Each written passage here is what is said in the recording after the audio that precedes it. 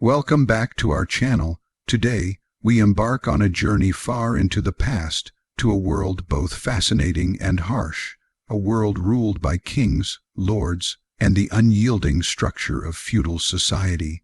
We are about to uncover what it truly meant to live as a serf in medieval England, to experience life tied to the land, burdened with obligations, yet finding moments of humanity, resilience, and community within a rigid hierarchy.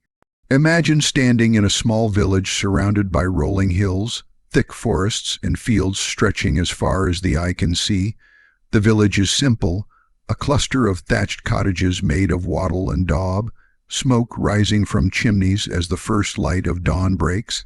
The castle dominates the horizon, a constant reminder of power and authority. Within this landscape, the majority of people are serfs, a class of peasants bound to the land they inhabit. They are neither slaves nor free citizens, but their lives are profoundly shaped by the feudal system that governs every aspect of existence. Serfdom was not just a condition, it was a way of life. For a serf, being born into this world meant inheriting a set of obligations, responsibilities, and restrictions from the moment they first drew breath. There was no choice in the matter. Your parents, your village, and even your marriage were all influenced by the lord who controlled the land. The social and economic framework of medieval England dictated that serfs work the land, maintain the lord's estate, and contribute a portion of their own harvest as a form of tax or tribute. In exchange, they could live on the land and were offered protection, but freedom remained limited, and autonomy was a rare luxury. To truly understand the life of a serf, we must first understand the structure of medieval society.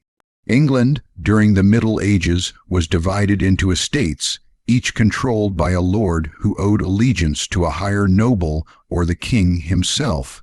This hierarchy was strict and unyielding. At the top were the monarchs, whose rule extended over vast territories. Below them were nobles and knights, the holders of land, wealth, and military power. At the very bottom of this pyramid were the serfs. Their lives revolved around serving the needs of those above them, ensuring that the machinery of feudal society continued to function. For serfs, the village was both a home and a place of labor. Their cottages were humble, often a single room with a hearth at its center, where the family cooked and slept. Floors were usually packed earth, and furniture was sparse. A table, a few stools, and simple beds were all a family might possess. The living quarters were cramped, yet serfs made them as functional and comfortable as possible, using what they had to survive the rigors of daily life. Life as a serf was dictated by work. The year was divided by the agricultural calendar, and every season brought its own tasks and demands. In the spring, fields had to be plowed and sown, the earth prepared for a new cycle of crops. Summer required constant vigilance, fields needed tending, weeds had to be removed, and livestock required care. Autumn was harvest time, the most critical season, when the fruits of months of labor were gathered, measured, and often divided between the lord and the peasants. Winter brought a different rhythm. Fields lay fallow under frost and snow, and serfs turned their attention to repairing tools, mending fences, and ensuring that livestock survived the cold months. Each day was long, beginning at dawn and ending only when darkness fell. Meals for serfs were simple and repetitive. Bread, often coarse and dark, was a staple, accompanied by porridge made from oats or barley. Vegetables like onions, cabbage, and beans were common, while cheese offered occasional protein. Meat was rare and considered a luxury, often reserved for religious festivals or the tables of the lord. Food scarcity was a constant concern, and survival often depended on ingenuity and resourcefulness. Clothing reflected both necessity and social status. Serfs wore garments made from coarse wool or linen, garments that were functional, durable, and sometimes patched repeatedly. Their attire was plain, devoid of ornamentation, a visual reflection of their social position. Even the color of clothing could indicate status. Bright dyes were reserved for wealthier individuals, while the serf's palette remained muted and practical. The obligations of a serf went beyond personal labor. They were required to perform additional tasks for the lord, known as labor services. These duties might involve repairing roads, building fences, maintaining mills, or contributing to construction projects on the manor. Such work could be exhausting and unpredictable, depending on the whims or demands of the lord. Yet, it was an integral part of the feudal contract, a system that bound the labor of the many to the power of the few. Being a serf was not without some protections, however. While they lacked personal freedom, the lord was expected to provide justice, protection from external threats, and the right to cultivate land for their own subsistence. There were occasions when serfs could experience moments of leisure or joy, particularly during church festivals, local fairs, or seasonal celebrations. These moments, though brief, offered a respite from the grueling routines of peasant life and were deeply cherished. The life of a serf was also shaped by rules, restrictions, and oversight.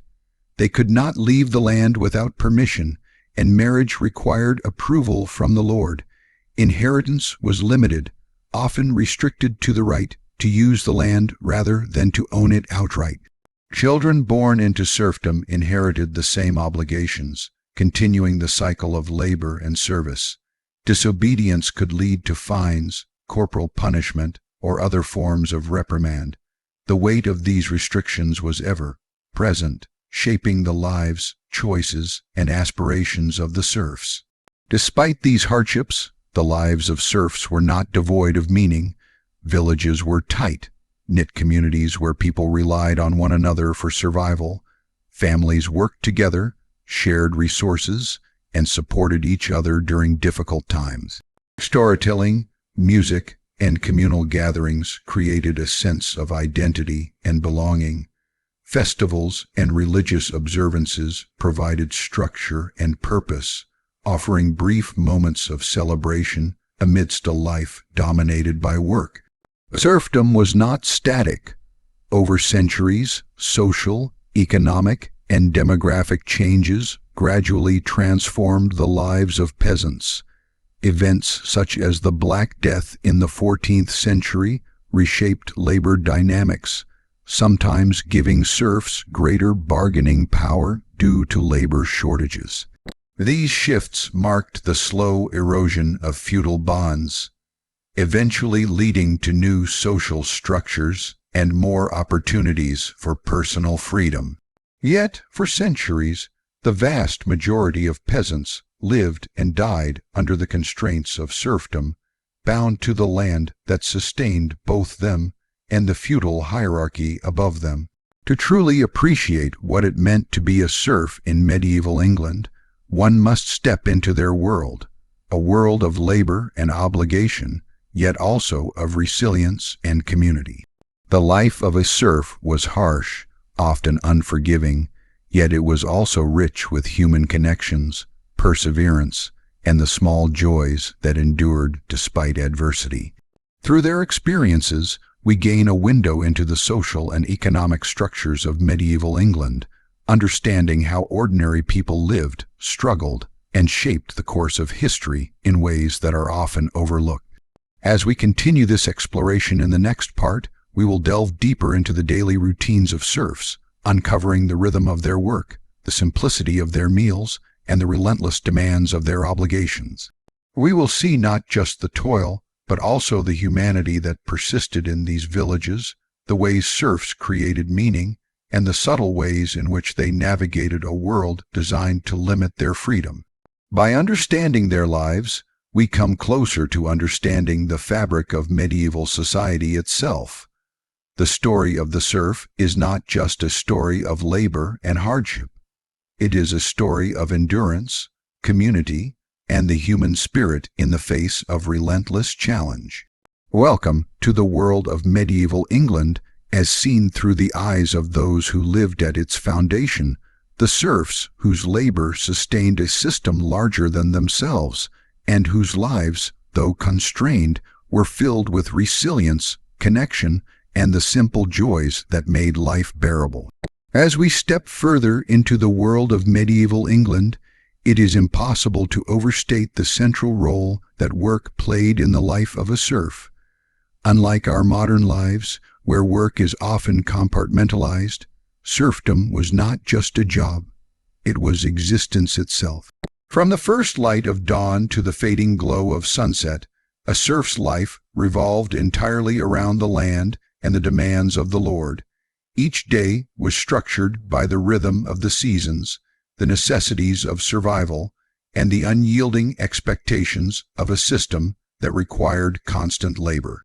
Picture the village at sunrise. Smoke curls from the chimneys of the cottages, and roosters crow as the first rays of sunlight touch the fields. Serfs rise from their simple beds, often a straw mattress on the earthen floor, and begin their day. There is no room for leisure, no time for idleness. The day's work begins immediately, dictated by the tasks that must be accomplished to feed their families, satisfy the Lord, and endure the cycles of nature. The year was divided into seasons, each bringing its own set of challenges. Spring was a particularly busy time. The frozen earth thaws, and fields must be plowed and prepared for planting. Wooden plows, often drawn by oxen, cut furrows into the soil, and the serfs sowed seeds by hand, scattering them with careful attention to spacing and depth. Barley, oats, rye, and wheat formed the staples of their subsistence. Spring was a time of hope, but also anxiety. If the weather was too wet, too dry, or if a late frost came, the harvest could fail, threatening the village with hunger for months to come. Summer brought its own intensity. Fields needed constant attention to prevent weeds from overtaking the crops. Serfs were often up before dawn and worked under the sun's harsh glare, tending livestock, repairing fences, and ensuring irrigation systems, usually simple channels, functioned correctly. Cows, sheep, pigs, and chickens required daily care, feeding, and monitoring. Any neglect could lead to losses, which directly affected both the serf family and the lord who demanded a share of the produce. Autumn was perhaps the most critical season, harvest time. The work became even more strenuous as the community banded together to bring in crops before the frost arrived. Harvesting involved cutting stalks with sickles, binding them into sheaves, and transporting them to barns for storage. A portion of the harvest was claimed by the lord as rent or tax, leaving the remainder for the serf's own use. Despite the exhaustion, harvest was a time of cautious celebration. Festivals marking the end of the season allowed moments of community joy, though they were brief and tempered by the constant reality of labor. Winter was a season of preparation and survival. With fields lying fallow under frost or snow, serfs turned to maintenance work, preparing tools, patching fences, tending to thatched roofs, and ensuring that the livestock were sheltered and fed. Food became scarcer, and the reliance on stored grain, preserved vegetables, and any remaining meat intensified.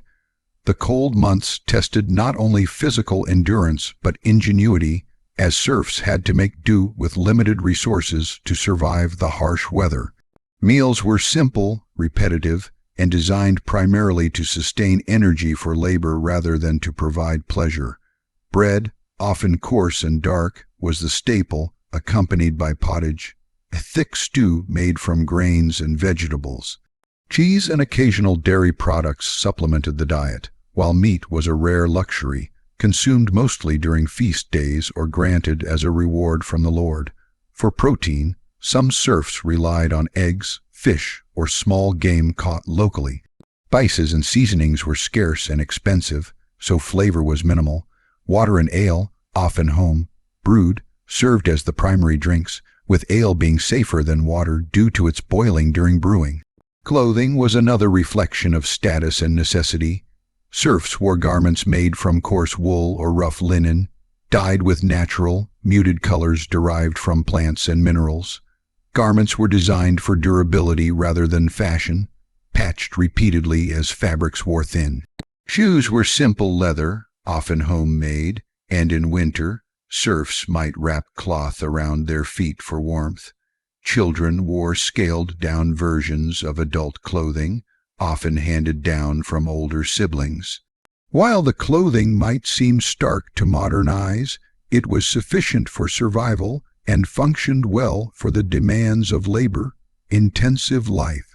Beyond the cyclical work in the fields, serfs were also obligated to perform labor for the lord, services that went beyond what was necessary to maintain their own plots. These duties were known as labor services, and they could include repairing roads, constructing fences, maintaining mills, clearing forests, or even building parts of the manor. These tasks were often physically demanding and could consume hours each day, leaving serfs exhausted from the combined demands of their personal plots and the lord's expectations. The rhythm of life was punctuated by religious observances, though these were also intertwined with labor. Church attendance, feast days, and holy observances were mandated, but often the celebrations were brief interruptions to the ongoing demands of work. Religious festivals offered both spiritual solace and temporary relief from the grind of labor, reinforcing the cultural and social cohesion of the village. These occasions were also when serfs could come together as a community, exchange news, share stories, and momentarily escape the relentless routines of agricultural life. A serf's work was not only physically taxing, but also mentally exhausting. Every decision carried consequences. Planting too early or too late, failing to tend livestock adequately, or neglecting labor obligations could result in penalties from the lord. Overseers and bailiffs monitored the work of the serfs, ensuring that quotas were met and that the lord's property was protected. The fear of punishment was ever present, shaping behavior and reinforcing the social hierarchy. Despite these hardships, serfs found ways to cope and create meaning in their labor. Community bonds were essential. Families often worked together, with parents teaching children the skills they would need to survive and contribute to the household.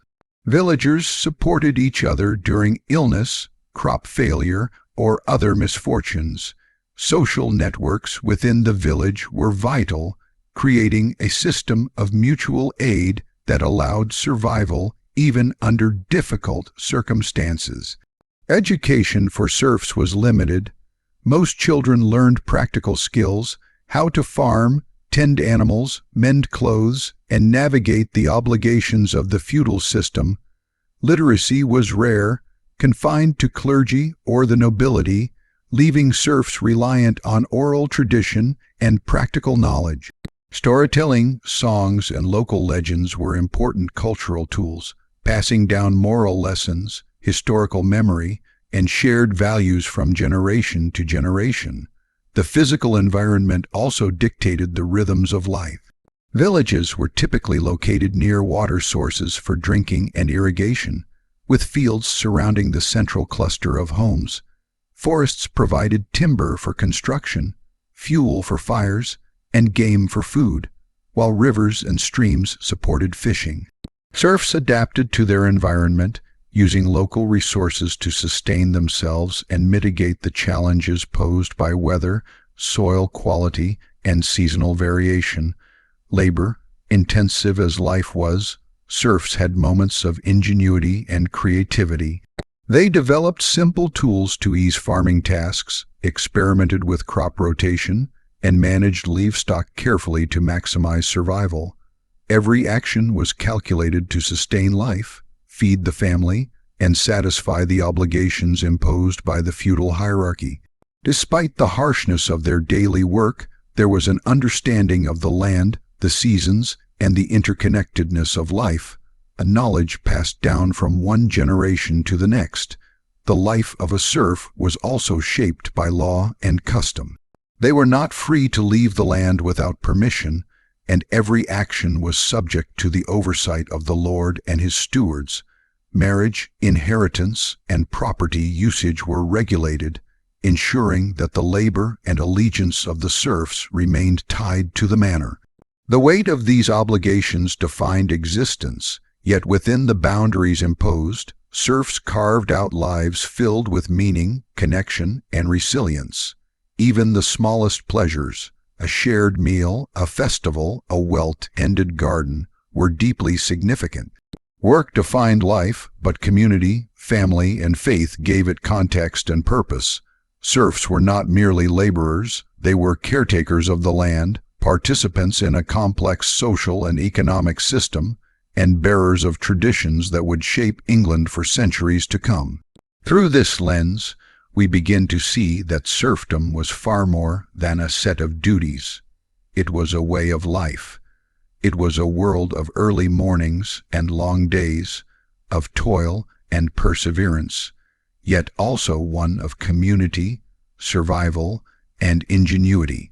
By understanding the daily life of a serf, we gain insight not only into their struggles, but also into their strength, their adaptability, and the intricate social fabric that allowed villages and manors to function for generations.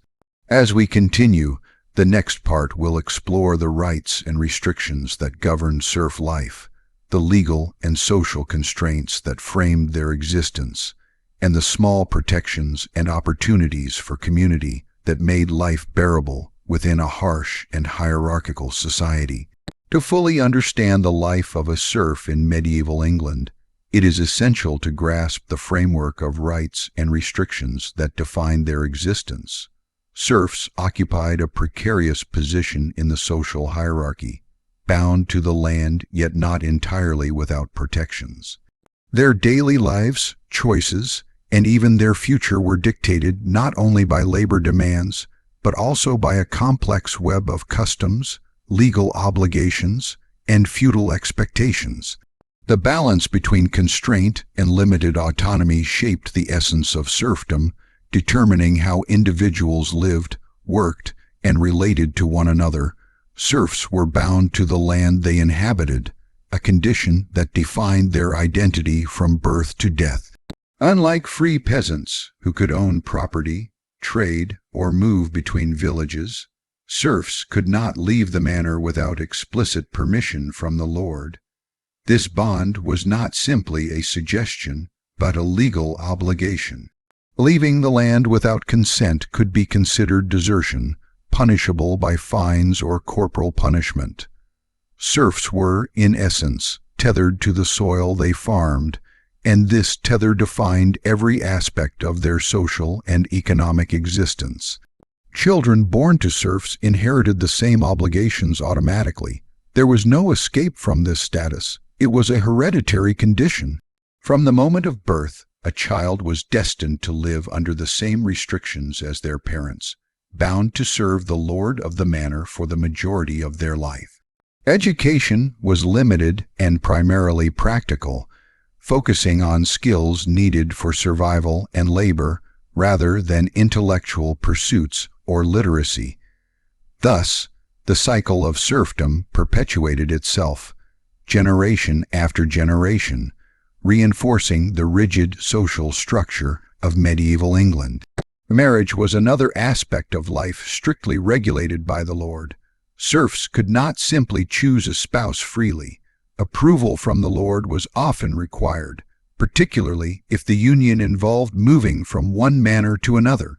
This control ensured that labor remained tied to the estate and that the lord could influence alliances and property within the community. Weddings, while celebrated within the village, were subject to feudal oversight, highlighting the intersection of personal life and social obligation in the lives of serfs. Inheritance, too, was tightly controlled. Serfs typically did not own the land they worked. They had rights to use it, to cultivate crops, raise livestock, and support their families, but these rights were contingent on their service to the Lord. When a serf passed away, land could not be passed as property in the modern sense. Instead, rights to use the land were transferred according to the customs of the manor. Often, only one child, usually the eldest, might inherit the family's plot, while other children had to negotiate for space, marry into another serf household, or take on additional labor duties. This system maintained the continuity of labor on the land while preventing fragmentation of the manor's resources. Yet, despite these restrictions, serfs were not entirely without protections. Feudal law imposed certain responsibilities on the lord, ensuring that the peasants under his control were not left utterly vulnerable. The lord was expected to provide protection from external threats, such as raids, theft, or violence from neighboring estates. This protection was not merely a favor, but part of the reciprocal obligations embedded within feudalism. Serfs owed labor, tribute, and loyalty, while the lord owed security and access to land. Justice was another sphere in which serfs experienced both constraint and protection. Manorial courts, often overseen by the lord or his steward, adjudicated disputes, enforced fines, and resolved conflicts within the village. Serfs could appeal decisions, though success often depended on the social standing of the parties involved and the lord's disposition. While the system was inherently biased toward the landowning elite, it did provide a framework for resolving conflicts and offered a degree of legal recognition for the grievances of peasants. The church also played a crucial role in regulating serf life and rights. Religious doctrine reinforced the social hierarchy, but simultaneously provided moral guidance and a sense of spiritual equity. Serfs were obligated to pay tithes, typically a tenth of their produce, to the local parish, supporting the clergy and the upkeep of the church. In return, the church offered spiritual counsel, education for children in basic literacy and prayers, and a framework for ethical behavior. Religious festivals, saints' days, and holy observances punctuated the calendar, providing temporal relief from the rigors of labor and reinforcing community cohesion. Feasts, festivals, and church holidays were particularly significant in serf life. These occasions were legally sanctioned and socially expected, offering the peasants moments of respite and collective joy. Harvest festivals, for instance, celebrated the completion of months of grueling work, allowing communities to gather, share food, sing, and dance. Even under the burden of labor and regulation, these events reinforced social bonds, moral codes, and cultural continuity. Taxes and dues imposed on serfs were another reflection of their constrained rights. In addition to labor obligations, serfs paid rents, fines, and other levies to the lord. These could include payments in kind, such as grain, livestock, or labor services, as well as monetary payments if the manor allowed or demanded it. Failure to meet these obligations could result in severe penalties, from fines to corporal punishment. The system was designed to ensure the steady flow of wealth and labor to the lord while keeping the peasantry economically dependent. While serfs were heavily restricted, they occasionally found ways to assert small degrees of autonomy. Agreements over land use, negotiating labor quotas, and participating in village councils or communal decision-making offered some control over their immediate environment. Knowledge of local customs and traditions allowed serfs to navigate the complex web of obligations with a measure of agency, even within a system designed to limit freedom. Village life itself was governed by unwritten codes and collective norms. Serfs relied on each other for survival, sharing resources during times of scarcity and coordinating labor for communal tasks such as road repair, irrigation, or harvest. These shared responsibilities fostered a sense of solidarity, providing emotional and practical support within the rigid hierarchy of feudal society. Even in a world dominated by restrictions, community cohesion offered a source of resilience. The physical landscape shaped these rights and restrictions as well. Manor boundaries were closely monitored, ensuring that serfs could not encroach on neighboring lands or exploit resources beyond their assigned plots. Forests, rivers, and common pastures were subject to strict regulations. The lord often controlled access to timber, game, and water resources, and unauthorized use could result in punishment.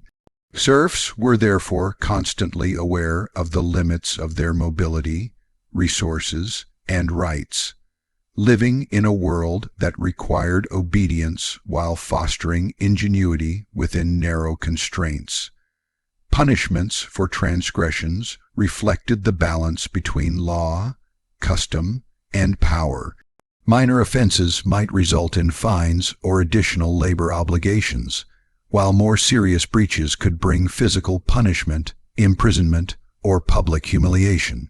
The threat of retribution reinforced the social order, ensuring that serfs remained compliant with the demands of the lord and the obligations of the manor. Yet, within these boundaries, many serfs developed sophisticated systems for negotiation, persuasion, and cooperation to protect their families and maintain some measure of independence. Religious institutions sometimes mediated conflicts or provided protection against harsh punishments. Priests and monks could intervene on behalf of serfs, citing moral authority and spiritual obligations to temper the exercise of secular power. The Church's involvement reinforced the dual nature of medieval life. Serfs were bound by earthly restrictions, but also existed within a moral and spiritual framework that offered guidance, support, and occasional reprieve from secular authority. Over time, societal changes subtly reshaped these rights and restrictions. Events such as plagues, wars, and demographic shifts influenced the bargaining power of serfs, sometimes allowing them to negotiate better conditions or secure greater freedom.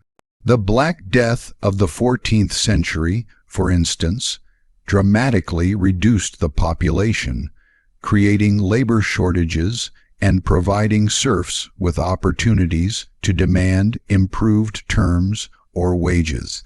These shifts highlight that while serfs were constrained by law and custom, the system was not entirely rigid and could adapt under pressure, sometimes to the benefit of the peasants themselves. Despite these small opportunities, life for a serf was defined by constraint. Travel, marriage, property rights, and personal choice were all restricted by law, custom, and economic necessity. The weight of obligation was ever present, and the daily reality of survival required constant attention to labor, resources, and relationships. Even so, serfs navigated these limitations with creativity, resourcefulness, and resilience, developing systems of support, knowledge, and community that allowed them to endure within the strictures of feudal life. In essence, the life of a serf was a delicate balance between restriction and resilience. While they were legally and socially constrained, serfs cultivated their own sense of agency within the framework of obligation. Rights existed, but they were limited, often contingent on obedience, loyalty, and the maintenance of social harmony. Restrictions were pervasive, yet the ingenuity, cooperation, and cultural cohesion of the peasant community allowed life to continue, offering stability, identity, and meaning amidst the harsh realities of feudal rule. Understanding these rights and restrictions provides a window into the daily realities of medieval England. The lives of serfs were shaped not only by labor but by law, custom, and the intricate web of obligations that bound individuals to their communities, the land, and the lord. By examining these factors, we gain insight into how medieval society functioned, the balance between power and protection, and the ways in which ordinary people navigated a world that limited freedom yet fostered resilience, adaptation, and community cohesion. In the next part, we will delve into the challenges and hardships faced by serfs, the diseases, famines, punishments, and environmental pressures that made survival a constant struggle. We will explore how these hardships tested the resilience of the peasantry and how serfs coped with the relentless demands of life under feudal rule. Life as a serf in medieval England was defined not only by labor and obligation, but also by the constant presence of challenges and hardships. To live as a serf was to navigate a world in which survival was never guaranteed, where environmental, social, and economic pressures intersected to shape every day. Disease, famine, harsh winters, and strict enforcement of feudal obligations were a constant reality. Understanding these hardships provides critical insight into the resilience, ingenuity, and communal bonds that allowed serfs to endure centuries of life bound to the land. The physical environment was both a provider and a threat. Serfs relied entirely on the land for food, shelter, and raw materials. The fertility of the soil, rainfall patterns, and seasonal cycles dictated the success of crops and, by extension, the survival of the village. A failed harvest could spell disaster, leaving families without enough grain to survive the winter. Agricultural technology was primitive by modern standards. Wooden plows, simple hoes, and animal labor were the main tools available. Crop yields were low, and any unexpected event, drought, flooding, early frost, could decimate the harvest, causing hunger or even death. Famine was a common and ever-present threat. Food scarcity could arise from a bad harvest, disease affecting livestock, or disruption caused by war or raiding parties. When famine struck, serfs had few options. They could consume seeds intended for the next planting, risking future harvests, or forage in forests for roots, nuts, or game, often illegally, risking punishment. Community cooperation became essential, as neighbors would share what little they had, pooling resources to survive the harshest periods. Yet despite collective effort, famine frequently claimed lives, leaving a permanent mark on the population and the culture of peasant communities. Disease was another relentless adversary. Medieval villages were densely packed, sanitation was minimal, and access to medical knowledge was limited. Outbreaks of infectious diseases, from smallpox to dysentery, could spread rapidly, taking lives indiscriminately. The Black Death of the 14th century was particularly devastating, wiping out an estimated 1/3 to 1/2 of England's population. For surviving serfs, the plague was both a curse and an opportunity. Labor shortages meant that those who survived could sometimes demand better conditions or wages, subtly shifting the balance of power within the feudal system. Nevertheless, the immediate effect was overwhelming grief, fear, and social disruption. Weather and climate further shaped the hardships of serf life. Winters were long, cold, and unforgiving. Homes were poorly insulated, and heating relied on small hearth fires, which provided only partial relief from frost and damp. Illnesses such as pneumonia, scurvy, and hypothermia were common in harsh conditions. Spring and summer brought their own dangers. Floods could destroy crops, while storms could damage homes and barns. Serfs were entirely at the mercy of these environmental forces, their labor, preparation, and ingenuity tested year after year. The labor itself, while necessary, was grueling and unrelenting. Serfs worked from dawn until dusk, and during harvest time, days could extend well into the evening. Repetitive, physically exhausting tasks such as plowing, sowing, weeding, and harvesting required not only strength but stamina. Mistakes had consequences, a poorly planted field could reduce the family's share of the harvest, invite punishment from the Lord, and exacerbate hunger. The livestock demanded daily attention. Any illness or death among animals could devastate a household's economy and diet. In addition to these natural hardships, the legal and social enforcement of feudal obligations was another source of strain. Serfs were constantly monitored by the lord's bailiffs and stewards to ensure that labor, taxes, and duties were fulfilled. Failure to comply could result in fines, additional work, or corporal punishment. Public punishments were not uncommon, serving as both retribution and deterrence. The fear of reprisal shaped the daily behavior of serfs, adding a psychological burden to the already immense physical demands of life. Serfs were also vulnerable to exploitation beyond formal labor obligations.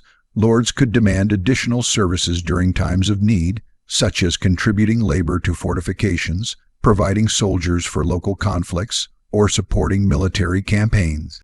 These extraordinary duties could be exhausting and disruptive, stretching the limits of a serf family's energy and resources. Such demands were often unpredictable, leaving serfs with little time to plan or rest. The economic vulnerability of serfs further compounded hardship. Because they did not own land outright, they depended on the lord for the right to cultivate fields and access common resources such as pastures, woods, and water sources. Poor management by the lord or competition for limited resources could lead to disputes, crop failure, and social tension. Additionally, fines for minor infractions could deplete already scarce household resources, leaving families on the brink of poverty. Serfs had little control over these economic pressures and were forced to adapt constantly to survive. Famine, disease, harsh labor, and economic vulnerability all intersected with social constraints to create a life of unrelenting pressure. Yet, serfs developed strategies to cope. Villages were tightly knit, and mutual aid was a cornerstone of survival. Families shared labor and resources, ensuring that fields were maintained and that everyone had access to food and shelter during hard times. Skills were passed down orally and through practice, enabling younger generations to navigate a complex and often hostile environment. Serfs also relied on local knowledge of the land, weather patterns, and medicinal plants to mitigate the effects of disease and environmental hardship. Religion played a dual role in the lives of serfs, offering both comfort and structure.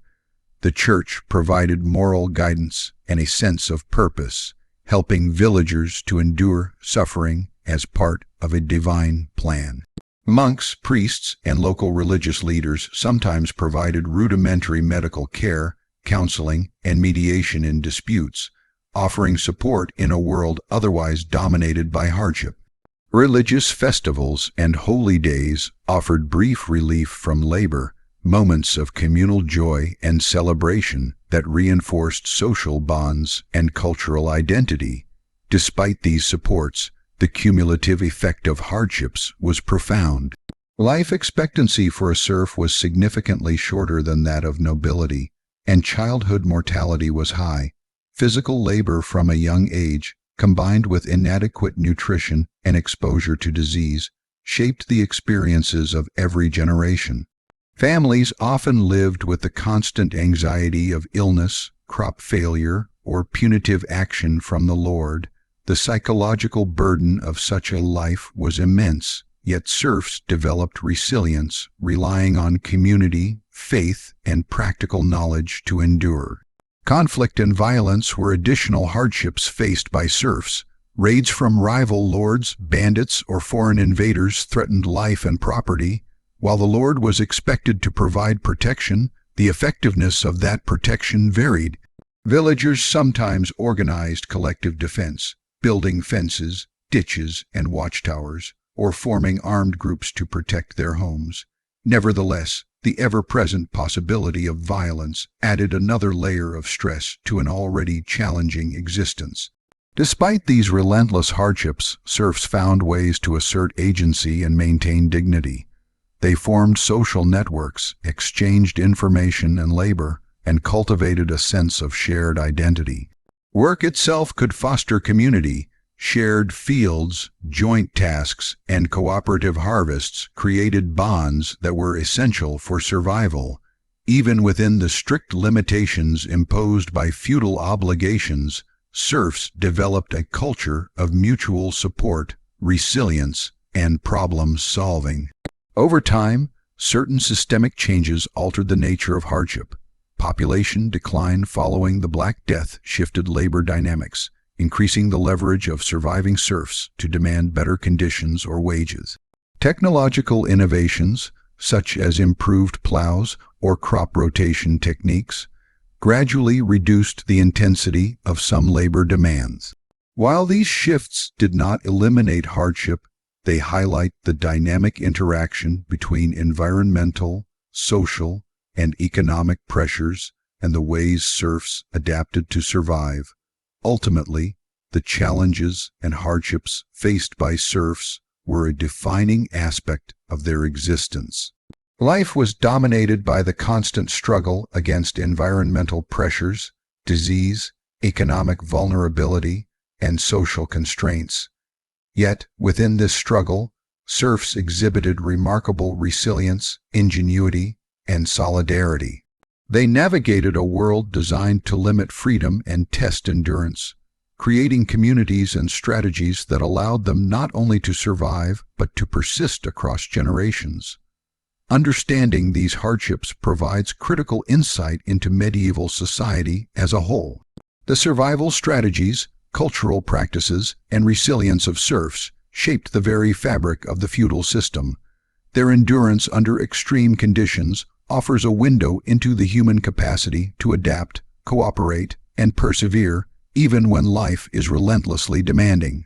As we move to the next part, we will explore the hidden power within the serf community, how resilience, ingenuity, and social bonds allowed peasants to navigate oppression, negotiate limited freedoms, and preserve their humanity under the constraints of medieval life. While life as a serf in medieval England was undeniably defined by toil, obligation, and hardship, there existed a quiet, often overlooked force that sustained these communities, the hidden power within the serfs themselves. This power was not political in the conventional sense, nor was it tied to wealth or land ownership. Instead, it was social, cultural, and psychological, a combination of resilience, ingenuity, communal cohesion, and subtle negotiation that allowed serfs to navigate the harsh realities of feudal life. By examining this hidden strength, we uncover a narrative of human adaptability, resourcefulness, and collective endurance that lies beneath the surface of labor and oppression. One of the most significant aspects of this hidden power was community cohesion. Serfs did not live as isolated individuals, they lived as interconnected members of a village or manor. The survival of each family often depended on the cooperation of neighbors, whether in planting and harvesting crops, tending livestock, or maintaining common infrastructure such as roads, ditches, and fences. This interdependence fostered a network of mutual aid, trust, and shared responsibility that became a form of social capital. Through this network, serfs could mitigate some of the harshness imposed by the lord, the environment, and economic pressures. Community cohesion also manifested in cultural practices and traditions. Festivals, religious celebrations, and communal gatherings were not merely moments of leisure. They were mechanisms for reinforcing social bonds and collective identity. During harvest festivals, for instance, the work of an entire village would be recognized and celebrated, offering psychological relief and strengthening morale. Songs, stories, and local legends passed orally from one generation to the next reinforced shared values, moral lessons, and collective memory. These cultural practices constituted a hidden power, an intangible force that maintained solidarity and resilience even under extreme pressure. Another crucial element of serfs' hidden power was practical ingenuity. Bound to the land and constrained by law, serfs nevertheless developed sophisticated knowledge systems for survival. They understood the cycles of the seasons, the behavior of livestock, and the nuances of soil fertility. They experimented with crop rotation, planting patterns, and storage techniques to maximize yield and minimize risk. They crafted tools and household items from local materials, repairing and reusing objects to reduce waste. Such ingenuity was essential for survival and provided a measure of control over an otherwise unpredictable world. It was a quiet form of mastery over their environment, often overlooked by the lords who considered them mere laborers. Within the manor, serfs also demonstrated social intelligence and negotiation skills.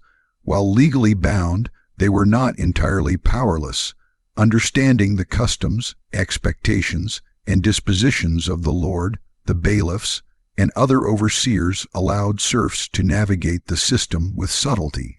For example, they might negotiate the timing of labor obligations, offer services at moments of strategic advantage, or use social networks to advocate for fair treatment.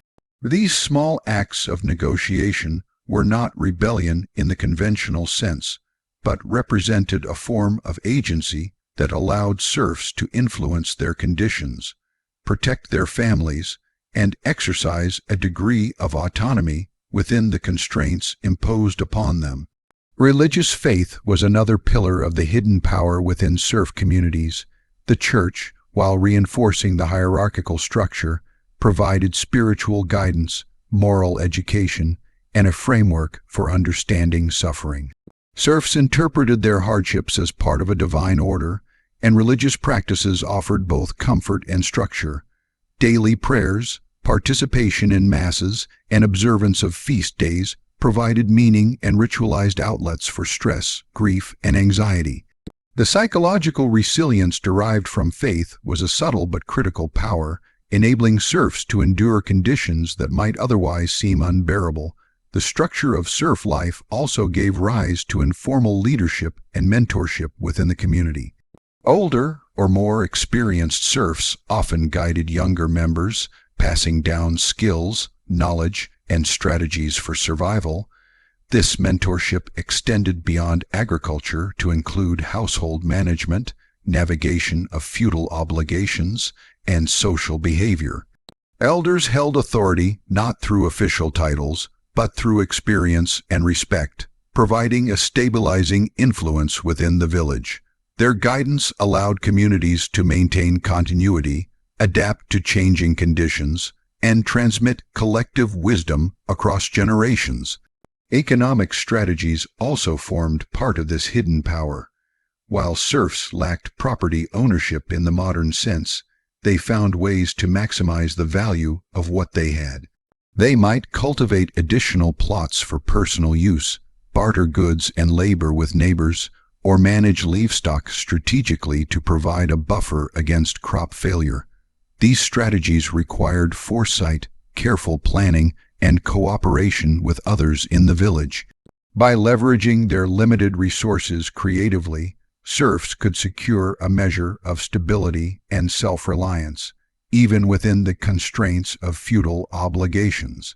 The ability of serfs to organize collectively, whether through cooperation in labor, mutual aid, or subtle negotiation, was another critical element of hidden power.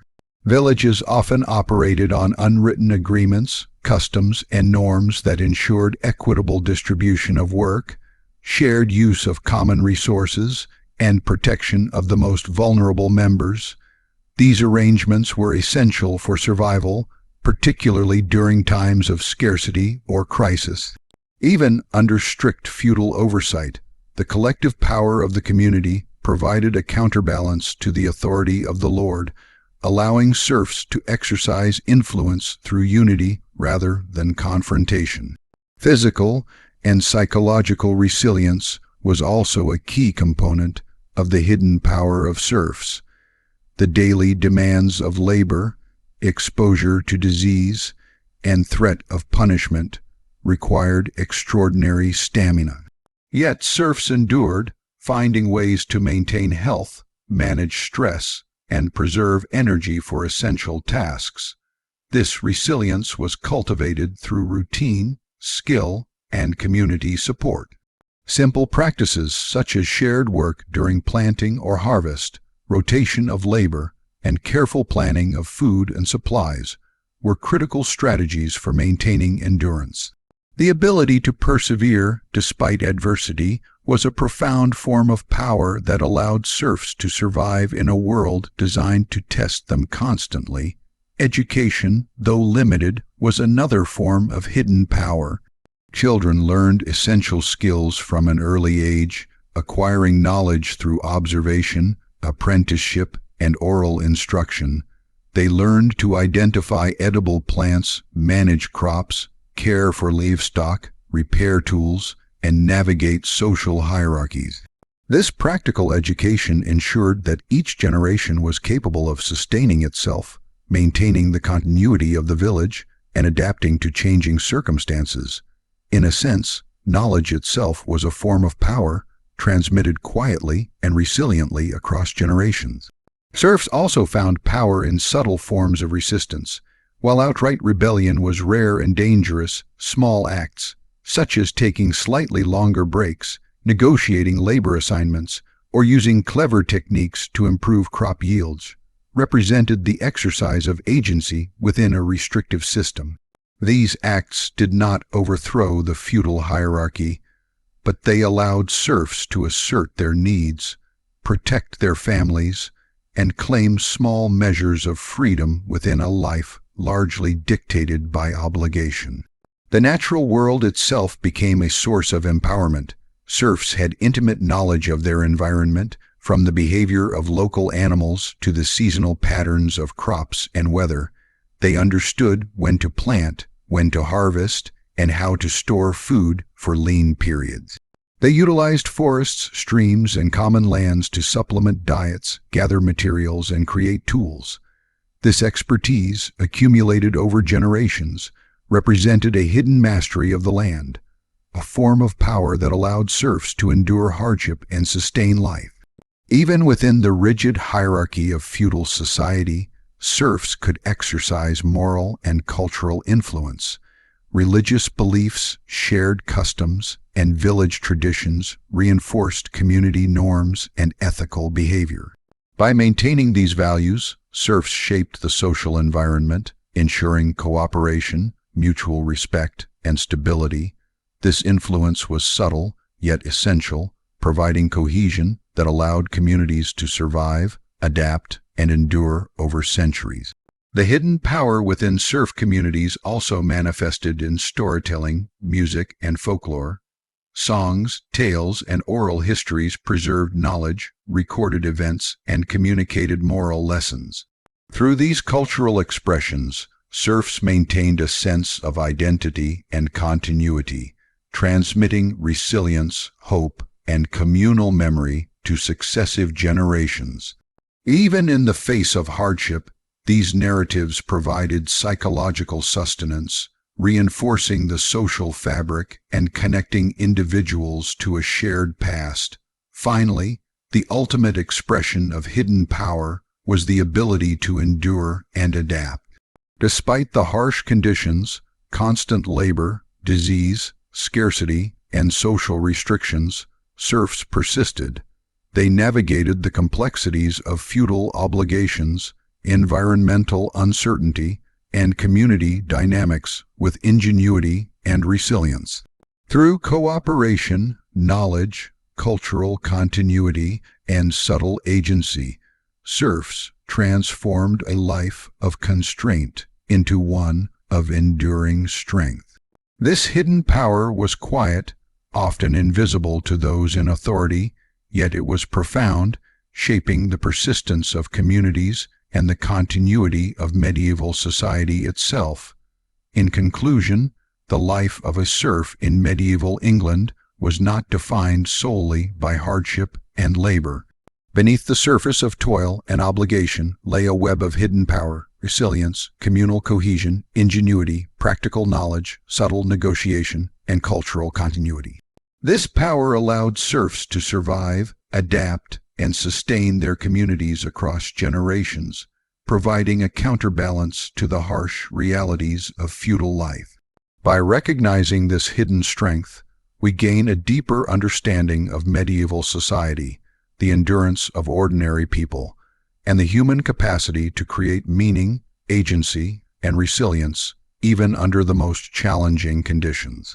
As we move to the final part of our series, we will explore the price of devotion, the sacrifices, moral burdens, and ultimate costs that accompanied life as a serf, tying together the threads of labor, hardship, community, and hidden power into a full picture of medieval peasant life. As we reach the final part of our journey into the lives of serfs in medieval England, we come to a sobering reality. Devotion came at a price. Throughout their existence, serfs navigated a world of ceaseless labor, social constraints, environmental threats, and hierarchical oversight. Yet underlying every aspect of their life, work in the fields, service to the Lord, adherence to communal and religious norms, was a profound devotion to family, to community, to faith, and to survival itself.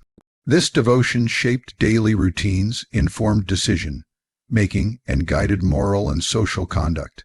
And yet, it exacted costs, physical, emotional, social, and spiritual, that defined the lived experience of medieval peasants. The most immediate price of devotion was physical exhaustion.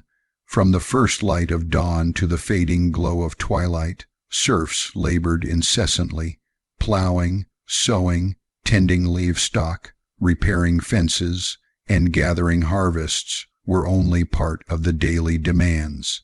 Beyond their own plots, labor obligations to the lord of the manor, whether repairing roads, maintaining mills, or constructing buildings, added layers of exertion. Their bodies bore the weight of tools, the strain of repetitive tasks, and the relentless pressure to sustain life. Muscles ached, backs hunched under the weight of labor, and injuries were common, with little access to medical care. The devotion to work, necessary for family survival and to fulfill feudal obligations, came at a continuous cost to health and vitality. Nutrition compounded these physical challenges. Meals were simple, repetitive, and insufficient to fully sustain energy for the demands of labor. Bread, coarse porridge, vegetables, and occasional dairy formed the bulk of the diet, while meat was a rare luxury. Famine or poor harvests could exacerbate nutritional deficiencies, weakening bodies and making them more susceptible to disease. Yet, serfs endured, demonstrating devotion not only to labor and obligation, but to the very act of survival, feeding themselves and their families against the odds. Beyond the physical toll, serfs paid a profound emotional and psychological price. The hierarchical structures of feudalism imposed constant oversight, scrutiny, and pressure. Every decision, how to allocate labor, when to plant crops, how to fulfill obligations, carried consequences. Punishments for failure or disobedience, whether fines, extra labor, or corporal reprimand, loomed as constant threats.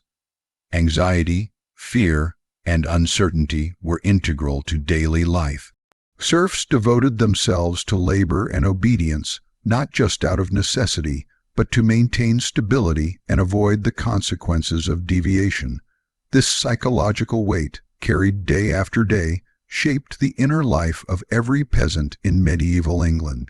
Family obligations were another arena in which devotion exacted a price. Serfs devoted their lives to ensuring the survival of their children, teaching skills, and preparing them for a life constrained by the same obligations. Children were expected to contribute to labor from a young age, learning to plow fields, tend animals, and assist with household chores. Parents' devotion to nurturing and guiding the next generation came at the expense of rest, leisure, and personal freedom. Education was practical rather than intellectual, focused on survival rather than aspiration, and yet this devotion ensured continuity, the survival of the family and the community. Communal devotion also carried costs.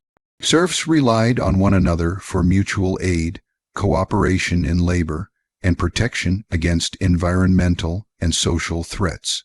Yet, this reliance required conformity, negotiation, and the sacrifice of individual autonomy for collective survival. Disputes had to be managed carefully, labor had to be coordinated efficiently, resources shared judiciously, social cohesion demanded constant attention and energy, and failure to participate could endanger not only one's own family but the broader community. Devotion to the collective came with responsibility and, often, personal sacrifice. Religious devotion, while offering solace and structure, also exacted its own price. Serfs were expected to tithe a portion of their produce to the church, attend services, observe holy days, and participate in rituals. These obligations, while spiritually fulfilling for some, added another layer of labor and time commitment. Religious observances often coincided with agricultural cycles, requiring peasants to balance faith and work carefully. The moral and ethical expectations imposed by religious institutions demanded personal discipline, humility, and adherence to a moral code, adding complexity to an already challenging existence. The moral and spiritual price of devotion was intertwined with obedience. Serfs were taught to accept their position in the social hierarchy as part of a divine order. Discontent, rebellion, or resistance was often framed as sinful or morally wrong. This internalized hierarchy required devotion to a system that limited freedom, reinforcing social compliance while demanding moral and spiritual alignment. For many serfs, this meant reconciling personal suffering and hardship with a belief in justice, divine providence, and the moral order, a psychological labor as taxing as physical work. Economic devotion also exacted costs. Serfs owed rent, taxes, and labor to the Lord, often consuming the best of their own resources. A portion of their harvest was taken, leaving only what was necessary to sustain families. Failure to meet obligations could result in fines or additional work. Serfs devoted energy, time, and produce to the manor, ensuring its prosperity while often living precariously themselves. Economic devotion required careful planning, efficiency, and constant vigilance, as scarcity and mismanagement could threaten survival. Environmental challenges intersected with devotion, amplifying the costs. Serfs worked within a fragile ecosystem, vulnerable to droughts, floods, and harsh winters. Devotion to the land required both physical labor and intimate knowledge: when to plant, when to harvest, how to manage livestock, and how to store food for lean months. These skills were essential for survival but demanded mental acuity, endurance, and relentless attention. Mistakes could result in crop failure, famine, or illness, making the stakes of devotion extraordinarily high. The hidden power we explored in the previous part, the resilience, ingenuity, and communal bonds, was closely linked to the price of devotion. Every act of clever negotiation, cooperative labor, or resourceful planning involved energy, risk, and personal sacrifice. Maintaining social cohesion, preserving cultural traditions, and sustaining collective survival required constant commitment. Serfs devoted themselves to these practices not only out of necessity, but as a moral, social, and practical imperative. The costs were significant, yet they ensured survival, community stability, and the transmission of knowledge and culture to future generations. Violence and conflict also contributed to the cost of devotion. Serfs were obligated to defend their homes and fields when threatened, whether by raiders, rival lords, or bandits. While they relied on the Lord for protection, this was never absolute, and the burden of safeguarding property and family often fell on the peasants themselves. Devotion to survival and communal well-being required courage, vigilance, and physical endurance, exacting both immediate danger and long-term psychological strain. Health was continually at risk. Labor, malnutrition, exposure, and disease created a fragile equilibrium. Serfs devoted their energy to maintaining their health, often with minimal tools or knowledge. Herbal remedies, basic hygiene practices, and preventive care were learned through experience and shared knowledge. Yet, despite best efforts, illness and injury were common, creating additional burdens for families who had to redistribute labor or care for the sick. The physical and emotional labor of health maintenance was a continuous, often invisible cost of devotion. The devotion of serfs extended to cultural preservation. Through storytelling, music, festivals, and oral tradition, serfs maintained a sense of identity, moral guidance, and historical continuity. These cultural practices required time, energy, and collective coordination, all while labor demands were pressing. The act of preserving culture, ensuring that knowledge, values, and collective memory survived, was a form of devotion that carried its own sacrifices, yet it reinforced resilience and cohesion, providing psychological and social sustenance. Education, though limited, was also a product of devotion. Parents and elders invested time and energy in teaching children essential skills, farming techniques, tool use, household management, and social conduct. This knowledge transfer required patience, energy, and sometimes personal sacrifice, as adults had to balance instruction with labor obligations. Yet, it ensured the survival of families and communities, enabling successive generations to navigate the challenges of life under feudal obligations. Ultimately, the price of devotion was the cumulative toll of physical labor, economic scarcity, social obligation, moral discipline, psychological endurance, and environmental adaptation. Serfs gave themselves to survival, community, faith, and family, often with little reward beyond the mere continuance of life. Yet within this cost lay a profound testament to human resilience and adaptability. The very ability to endure, to maintain identity and cohesion, and to preserve knowledge and culture was a form of empowerment, demonstrating that devotion, even when costly, was inseparable from the survival and vitality of the community. The devotion of serfs also highlights the ethical dimensions of feudal society. While the system imposed immense burdens, it was structured around reciprocal responsibilities. The lord owed protection and access to land, the church offered spiritual guidance, and the community provided mutual support.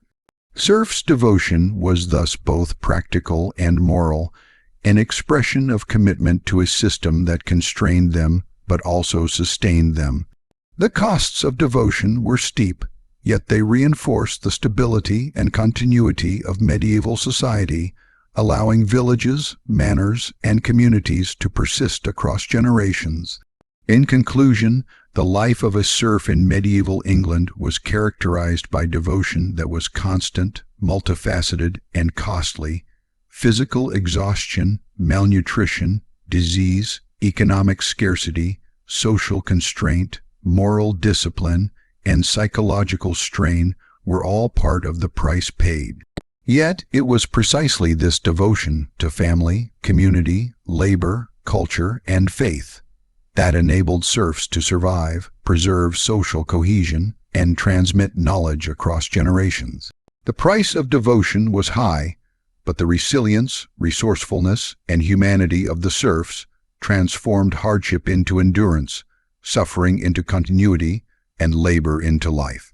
Through understanding the price of devotion, we gain a profound insight into the lives of those who lived under feudal rule. It reminds us that the story of serfs is not only a tale of oppression and hardship, but also one of courage, endurance, and the human capacity to endure, adapt, and sustain community against overwhelming odds. Their devotion shaped medieval society, leaving an enduring legacy of resilience and human strength that echoes through history.